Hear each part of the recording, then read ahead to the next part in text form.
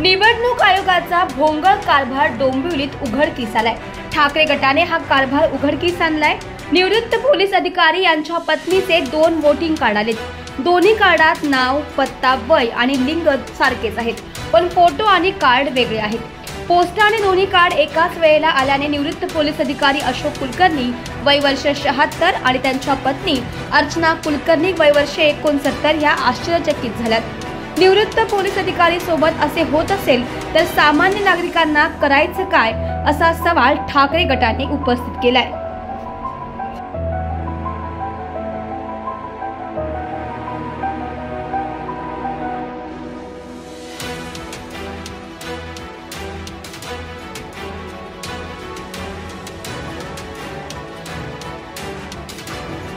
माझं नाव अशोक मंगेश कुलकर्णी। मी राहायला डोंबिवलीला आहे, डोंबिवली पश्चिमेला। मी पूर्वी पोलीस खात्यामध्ये होतो। 2007 ला रिटायर्ड झालो। हे तुमच्या पत्नीचं कार्ड कधी आलं आणि कसं आलं, काय त्याची माहिती द्या। हे कार्ड जवळ 2-3 महिन्यापूर्वी आलं होतं। ते 5 कार्ड आले एकंदरीत, आणि नंतर बघतो उघडून तर पत्नीच्या नावावर 2 कार्ड आली।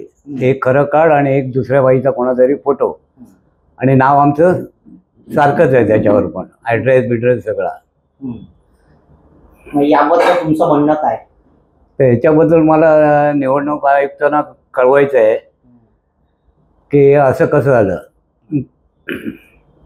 तुम्हाला ही कार्ड कशी आलेली आहेत आणि त्या कार्डावरचे फोटो दोन्ही एकच आहेत? कार्ड पोस्टाने आले मला, आणि फोटो एक बायकोचा खरा आहे आणि एक दुसऱ्या बाईचा आहे, तो कोणाचा आहे का माहित नाही। 2 वोटिंग कार्ड आली आहेत, काय नक्की प्रकरण आहे, काय सांगा? माझ्याकडे माजी पोलीस अधिकारी आमच्या शहर कार्यालयामध्ये आले। यांच्या घरी एकंदरीत 5 कार्ड आलेत, पण एकाच महिलेच्या म्हणजे त्यांची पत्नी आहे ते 2 कार्ड आलेले आहेत। पण असं झालेलं आहे की त्यांना हा संभ्रम निर्माण झालेला आहे। माझ्या पत्नीचं एक कार्ड असताना दुसऱ्या एका स्त्रीचा फोटो त्यावर लावलेला आहे, पण माझ्या पत्नीचं नाव आहे।